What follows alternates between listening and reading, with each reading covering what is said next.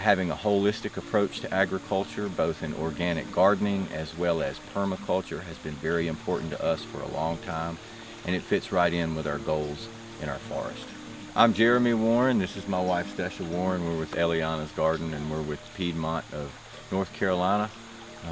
We got interested in forest farming from a very early age. We were both fortunate enough to grow up in the woods. We had parents that kept us involved. We both grew up associated with either agriculture or horticulture backgrounds.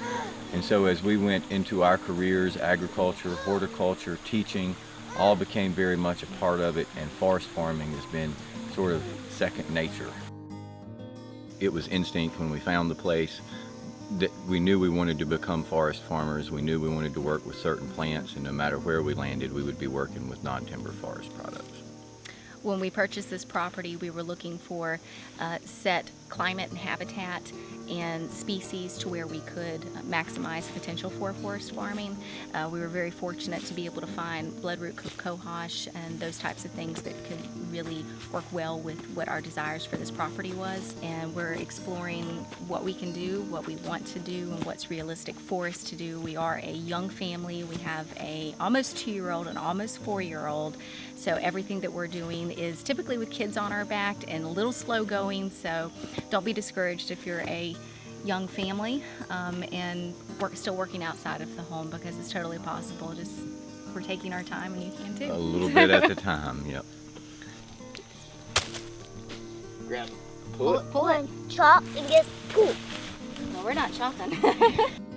We are just beginning to get some of our long-term cash crops in the ground. We're getting the ginseng in the ground, some of the ramps, things like that. In the future, starting this coming year, we're hoping to get mushrooms started.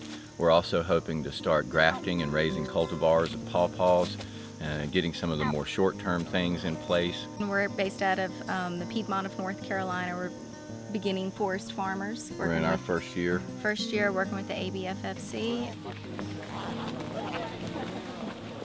That's a stilby. Notice this stilby has very fine serrated margins, teeth around the margins. The black cohosh has very coarse toothing around the margins. Okay? We've already, in just a few short months of being associated with the ABFFC, have met several people who have helped us solve problems, shared their ideas, talked about what they've run into in terms of problems. It's been a great learning and growing experience.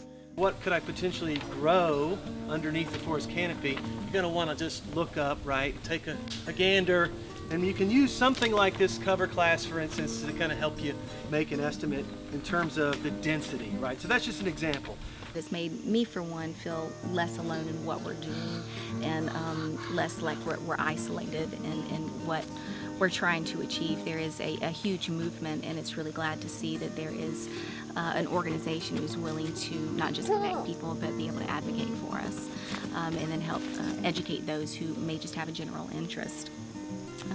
Got the mommy talk going on right now.